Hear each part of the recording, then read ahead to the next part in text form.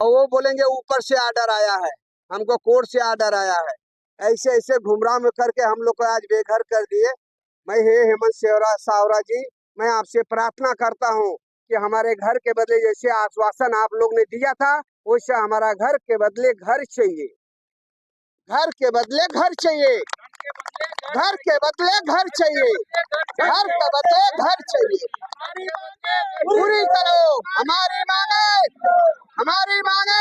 अनधिकृत घोषित करून महानगरपालिकेने त्यांना पाळलेले आहेत व त्या लोकांना आज वारेवर सोडलेलं आहे व त्यांची परिस्थिती आज अशी आहे की ते आज आपल्या चॅनल समोर रडतायत। ही परिस्थिती नागरिकांची आहे आणि नागरिकांनी आपल्या घरासाठी एक प्रॉपर्टी विकून किंवा बायकोच्या गळ्यातलं मंगळसूत्र विकून घरं घेतलेली आहेत आणि आज ते रस्त्यावर आलेले आहेत। अशी ही महाराष्ट्रातील नालासोपाऱ्यातील ही व्यथा आहे।